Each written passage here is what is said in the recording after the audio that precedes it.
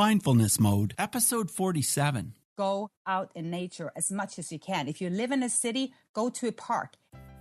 Reach new heights of calm, focus, and happiness on Mindfulness Mode with me, your host, Bruce Langford. On Mindfulness Mode, we talk about how people from all walks of life have discovered mindfulness and how it's impacted their lives to help them become more calm, focused, and happy. Hey, Mindful Tribe, thanks for your great reviews on iTunes. I'm going to share a review by Don Hutchison. He said, "Much needed and well done. Bruce does a fine job of delving into what I believe is the single biggest issue on the planet, consciousness and the lack thereof." Okay, Mindful Tribe, let's get started. I'm totally thrilled to have Hilde Larsen on the line today. Hey, Hilde, are you in mindfulness mode? Oh, I certainly am. Hilde Larsen is a detoxification specialist, a speaker, and a certified health coach. 8 years ago, she was diagnosed with severe rheumatoid arthritis and Lyme disease. Her road to recovery has included a healthier lifestyle and raw foods, and now Hilde is thriving. She's living a vibrant life of passion, devoted to sharing her success story with the world. So Hilde, I'd like to start with this. Tell Mindful Tribe, what does mindfulness mean to you? Well, first of all, thank you for having me, Bruce. You're welcome. Mindfulness for me, I would say, would be awareness. Being aware that I am totally responsible for my whole experience of life, and also being fully present. Being mindful is to me being present in the moment and acknowledging every step of the way.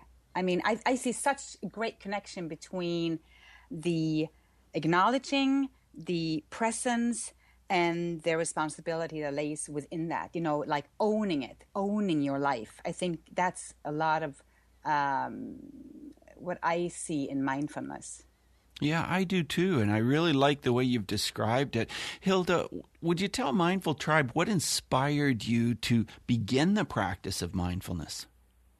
Well, I would say maybe sadly, I was inspired in a way that too many get inspired. I got hit on the head so many times from the universe or from God or the Creator that only severe illness, woke me up. I was living the life that a lot of people do, totally not mindful at all, just stressing along your life, going to work, not having a good diet, too much stress, too much seeking of the outside of success, high heels and all. And not until I was really, really sick was I awakened to what life was really about. And yes, so that is kind of my passion, trying my best to help as many as I can, not having to go there, but to see this long before, Yes. So, Hilde, let's go back to that time before you discovered mindfulness and you were sick and you were frustrated and you were despondent. Tell us how it felt. Tell us what it was like and how the light came on and then you discovered mindfulness.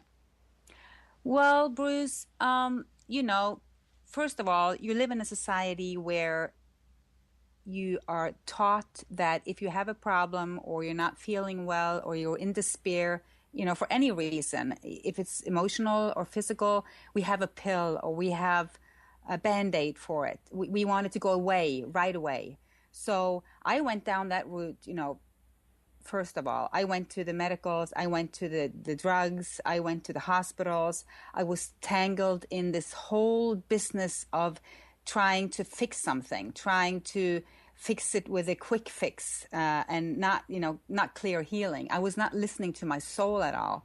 And while going down that road, I just got to a point where everything was shutting down. I mean, I wasn't just shutting down physically. I was shutting down spiritually. I think my whole being was just screaming at me that I needed to stop what I was doing because I was, in fact, dying. Wow. And then And then I imagine slowly, but then things started to change. And what was that first glimmer of change that you experienced? Well, I was lucky enough to get a wake-up call from spirit. I had a dream actually where all of my medication just blew up right in front of me. Wow, what a dream. Strong. It was so strong. I just woke up in the middle of the night and I was sweating and I'm just like, oh my God, I can't do this anymore. And the very same day, I sat down in my living room waiting for my husband to come home from work.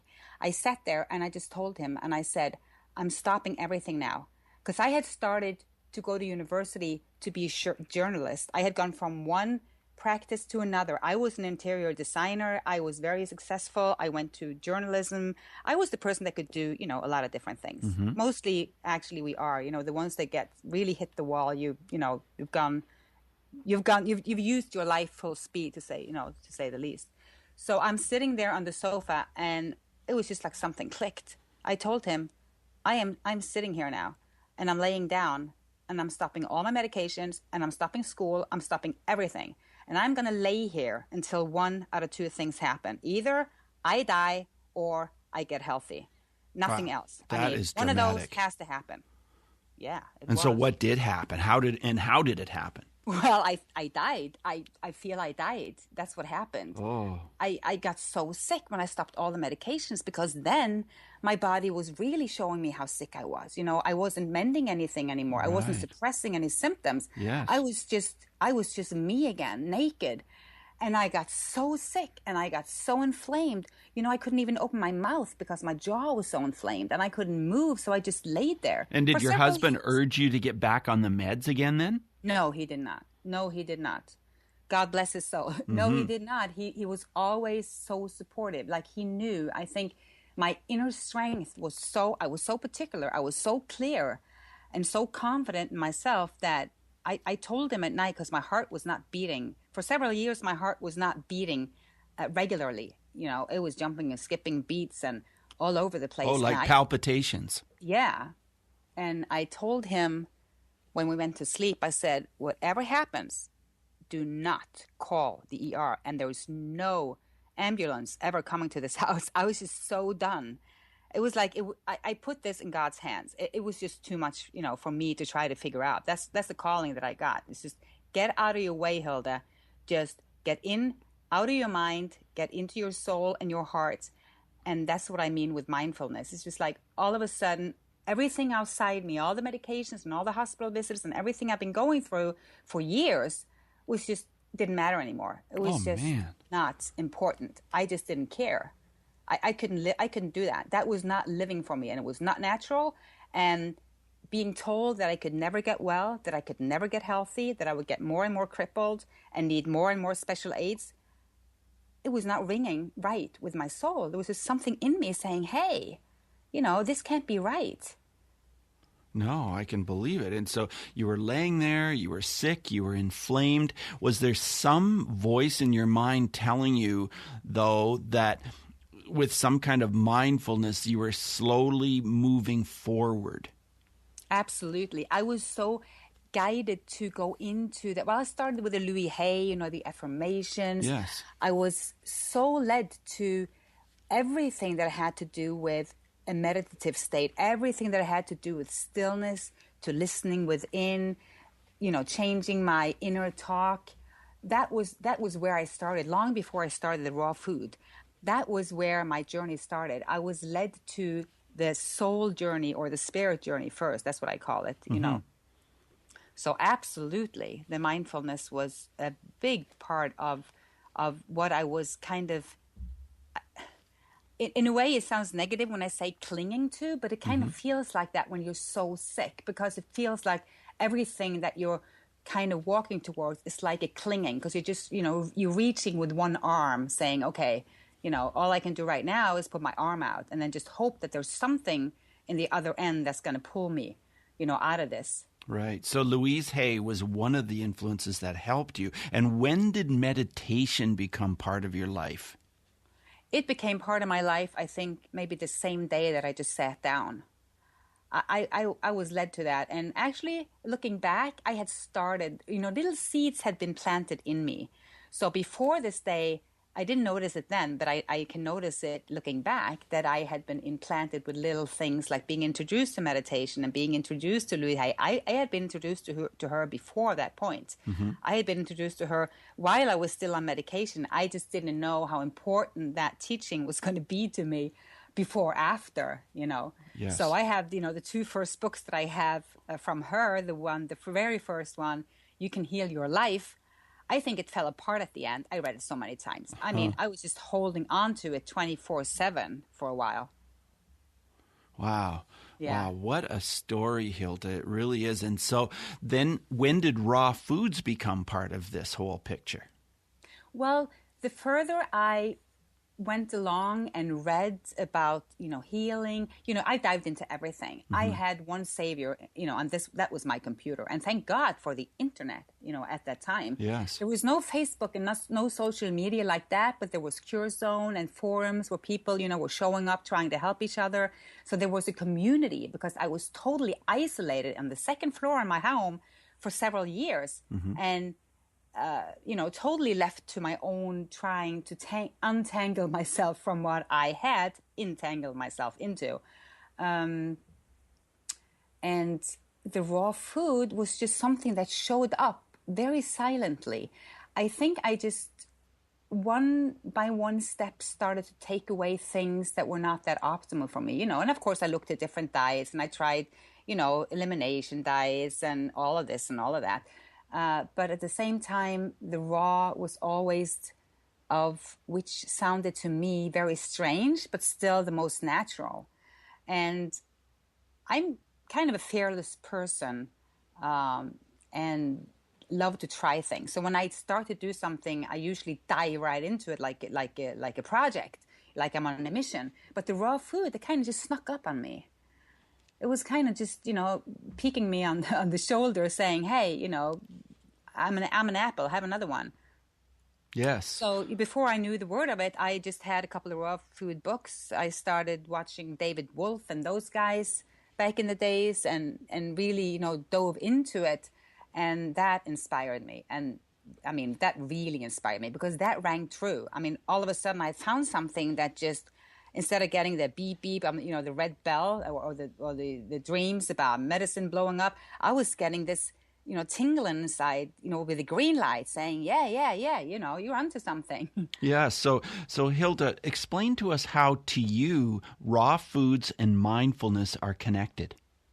Oh, that is the best part, I think. And not only raw food, but the wild food. I'm a wild food, maniac. Oh, I can't wait to hear about this. Yeah. So the mindfulness and the raw food is all about the energy, because it's all connected, and everything that is of the source or is of God or is of nature is interconnected by vibration. It's all living energy. Nothing is still.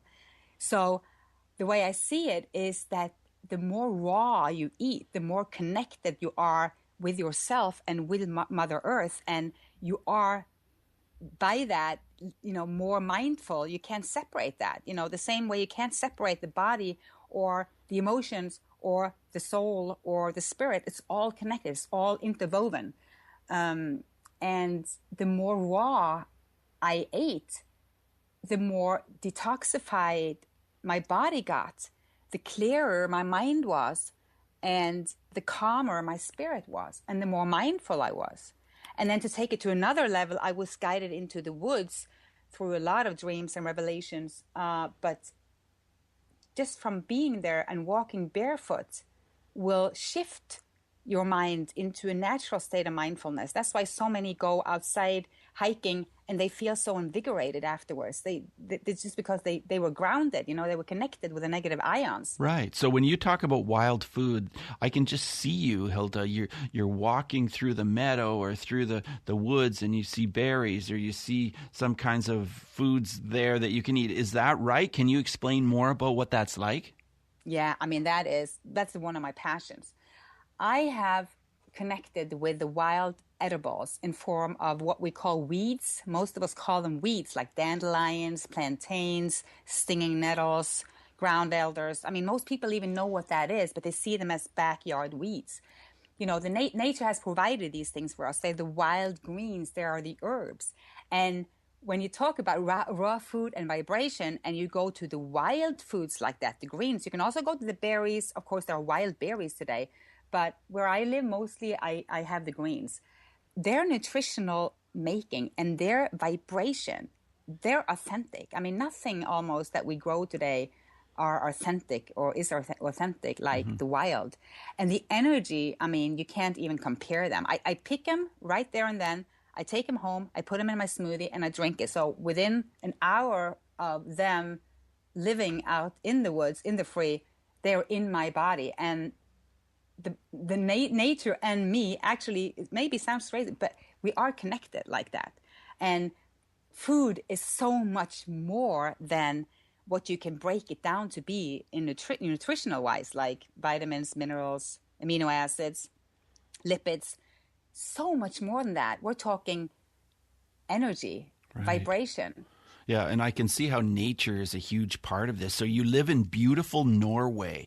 And so can you bring nature into this and explain how nature and mindfulness for you are related? Yeah, I mean, those two cannot be separated at all. I need to go out every single day. You know what, Bruce? What I think is the way we live today, in houses, using phones, computers, we even live in high rises. We are so disconnected from the vibration of the earth. All of this equipment and this EMF disturbance, so to speak, is positively charged for ourselves, while Mother Earth is negatively charged. So when you put your feet on the ground, you are surged with negative ions, which will nil out all those positive ones and all the stress factor that they impact on your cells. Okay, so I want to pause here just for a second because I want to be completely clear. Are you saying that you feel that Wi-Fi signals and all of these wireless signals that are going through the air are negatively affecting us? Absolutely, no doubt about it. And how can we escape that?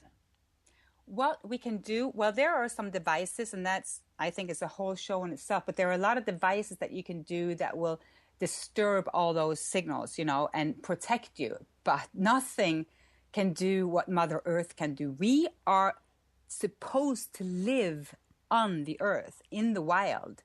We are not born with shoes. We are supposed to connect with Mother Earth. And the healing in that, only from hugging a tree is healing. Trees emanate energy and vibration that is healing to the human body. But back to the IMF, how to protect yourself, or how to balance that negative effect is what you were asking. Yes. Go out in nature as much as you can. If you live in a city, go to a park. Take off your shoes. You need to connect physically. Take off the rubber shoes. You need to connect physically with the ground or with a tree. If you just take off your gloves or you have your bare hands, you can hold onto a tree. And you are connected. Once you are connected, you are protected. Once you are connected, you are cleansed from the effects of those positive eons. It's true. It's a true story. And there's a lot of science behind that. So it's very fun to look into that. I started a whole movement of tree huggers. So I'm also the crazy tree hugging lady. And I tell you, mindfulness, I go into the woods and I hug a huge pine tree. Oh, there is not a time when I'm so mindful as that. I'm just connecting, and the signals and the inner knowing.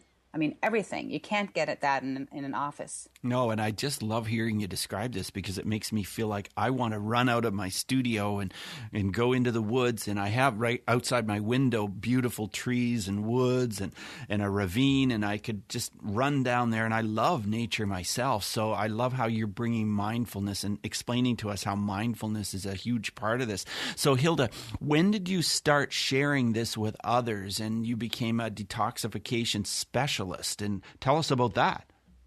Well, I always liked, communicating and interacting with others. So while I was sick, I was always helping someone online that was sicker than me. I was always in service, so to speak. I have this thing that followed me through the woods from the day that I could take my first step again. And I always told myself, I always said, thank you for this healing. show me the way. How can I serve? So I've always been showed to serve, along the way. And the better I got, the more people I could help. And then I thought, hey, I should do something more about that. I might, educate myself. And I took the education from IIN, the Institute for Integrated Nutrition, and I got my certification there as a health coach.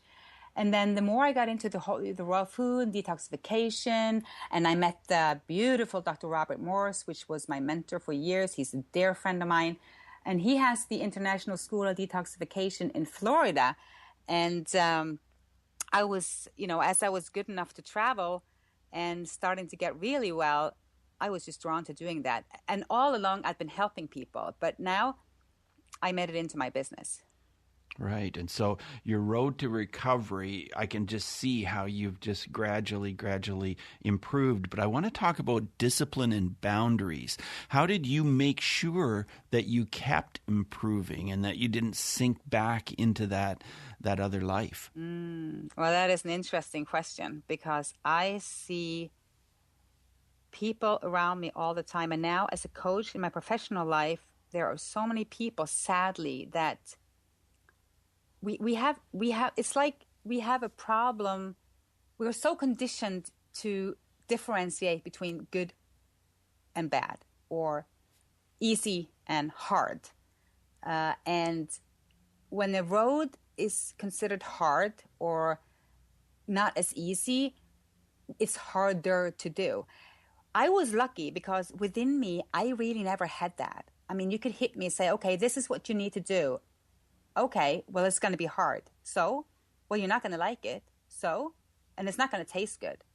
Well, so it was like I was driven by a force that was only saying one thing: healthy, healthy, healthy. And my focus on the ball was so strong that any obstacle on the way, I never even noticed, because I was not taking my eye off that ball. You know what I mean? Yes. It's like when you're driven like that, I was so passionate because I knew I had made that declaration: I get healthy or I die. So remember, for me, there was no option. I mean, I had to choose life or not. I didn't see an option. I knew that if I fall off of this, or if I don't continue with what I'm doing, which is making me better, I'm going back to where I was, which was no alternative for me. And I think that is, the passion you need to find within yourself. You have to revisit, why is it that I'm doing this? And is it a good thing? Yes. So everything I was doing was a good thing. And my goal was brilliant. So anything that would stray me from that would be an intervenes from either my inner parasites, or it would be my shadows, or it would be something that I needed to heal. And I think I was very aware of that. I was very mindful of all of those things because I knew I was on a healing journey, and I had educated myself, on my own case, on myself, which I also talk a lot about. I mean, taking responsibility for me. Right. That had made me be the boss of my life, and then I could not blame anything on anybody. You just took charge. Yes. You really did. And your story is so incredibly inspiring. Hilde, I've worked in bullying prevention for over a decade, and I've seen how the practice of mindfulness can make a huge difference in the lives of children and adults who have been bullied. But I'm wondering if you have a story of any kind about bullying, whether it involves adults, children, yourself, and how mindfulness has been involved. Well, actually, I have been, scalded from bullying, and I think my whole life, my childhood was very harmonious. But when you say that, when you say bullying to me, I have a reaction, and that is, yes, I can see how I was bullying me. Ah. Very clearly. A lot of people that end up like this, we have very strong inner critiques. And yes. If I was bullied from maybe my family and the people around me, looking back, you could have episodes and say that's bullying. But to me, it was more like a conditioning that happened over the, it was like 1960s, end of the 60s, that was the way we did it. And, a lot of things were going on, in the, family relations and the way, children were treated, and maybe lack of the, maybe not told they were loved as much, all of that. But, doesn't matter that much. I think what matters is what we bring it onto ourselves, which I did. I was telling myself terrible things for years, and the lack of self-love. I mean, once you start loving yourself, you have to stop hurting yourself, because you cannot hurt what you love, right? So that is another topic which is very hot with me, is the self-love, and stop bullying yourself. Right. But how do we use mindfulness to achieve that?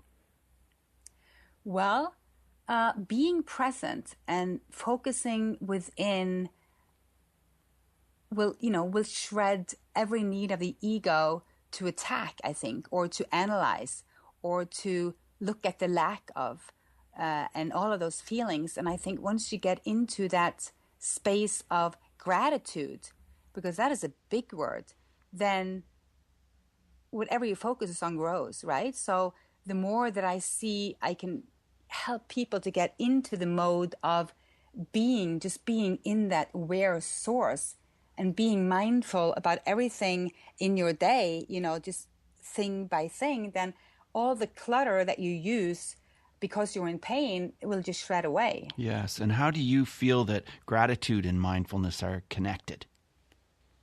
Oh, well, gratitude will put you in a sense of awareness every second, because when you focus on being grateful, you have to be 100% mindful.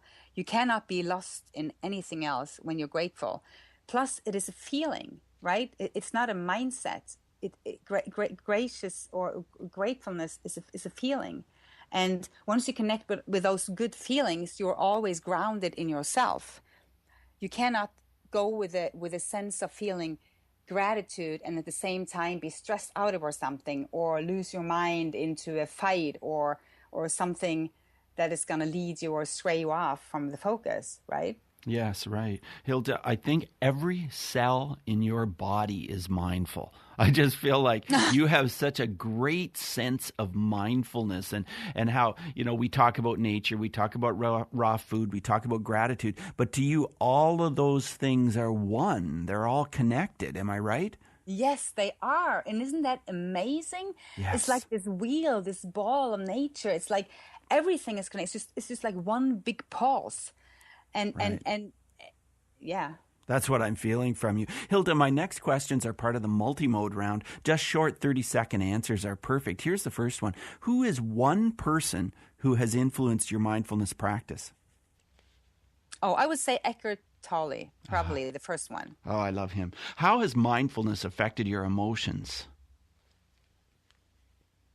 Well, I think it has led me to acknowledge them, accept them, and work through a lot of them, and to make them be a part of my aware life.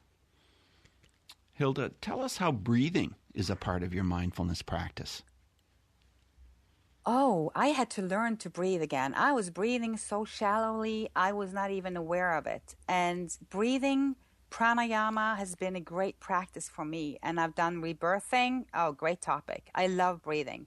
And breathing is connecting with God. We are breath. Without it, we're not. We're not here. Hilde, if you could recommend a book on mindfulness, what would it be? Well, on that topic, I'm holding on to the A New Earth with Eckhart Tolle. I mean, Yes. That book it came out, I think, in 2008, just the time that I needed it the most, and I swallowed it with everything. I was like a sponge. So that always, it sits with me still. Can you share an app which helps you to be more mindful? No, I cannot. I'm not an app person. I just don't app. What advice would you give a person who is new to the idea of mindfulness and they'd like to start implementing it into their life? Oh, I would say find a good meditation practice. That's what I would do. Just sit still, close your eyes, and sit still and see if you can get your mind to shut up. It's hard, but that's what I would say. Meditation, definitely. And so, Hilde, tell us about your meditation. What does it look like? Is it guided? Is it timed? How long do you meditate each day, or is it daily? Tell us about that. Well, it has been a lot of different things. I went through a phase with a lot of good guided meditations. That's really what I needed. And I actually, for 7 years, I've listened to the Holosync meditations, which is the binaural delta wave thing that you listen to for an hour. So that was an hour a day. And then I kind of, not too long ago actually, went over to the complete stillness, just sitting, and then I left that too. Now, actually, just the last 6 months, I noticed that I do less and less of that because you know what? I feel I'm in a meditative state when I'm in the woods, and I go for 30 minutes diligently every single day into the woods. I take off my shoes, snow, ice, I don't care. I don't walk for 30 minutes in the snow barefoot, but I take them off and I walk maybe 3 minutes when it's in the snow. I hug a tree, and during that time, it's my time. I don't take my, I turn off the phone, everything. And that is meditation to me right now. Hilde, you are so inspiring, and it has been such a complete pleasure to spend this time with you today. I just can see the image of you out there in the woods and the snow and hugging the tree. And I just really enjoyed talking with you today, Hilde. So tell us how Mindful Tribe can contact you and learn more about what you do. Well, I have a website, which I love very much, and it's quite easy to remember. It's inspiredbyhilde.com, Inspiredbyhilde. I also have a YouTube channel, same name. I'm on Facebook. I have a page there also, Inspired by Hilde. So I'm pretty easy to get a hold of. And and through all of those channels, and if you go on my website, you can just click a button for all my social media links. Of course, and I just want to emphasize to Mindful Tribe, Hilde is spelled Hilde. Hilde.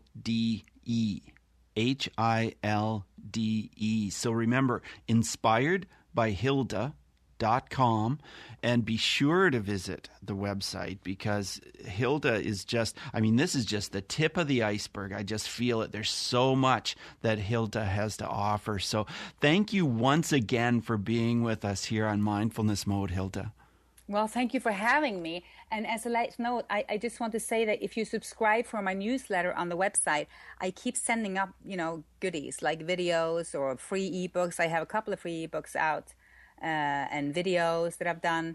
So that might be fun, if you're interested in the topic. Wonderful. Thanks again. Bye now. Bye. Thank you so much for joining us today on Mindfulness Mode. For insightful blog articles and show notes for every episode, check out mindfulnessmode.com. If you've enjoyed this podcast, you could help us out by clicking on the iTunes link on our website and leave a rating and review. In appreciation, I'll mention you at the top of an upcoming show. Till next time, Mindful Tribe, use what we've learned today to reach new heights of calm, focus, and happiness. Stay in the mode.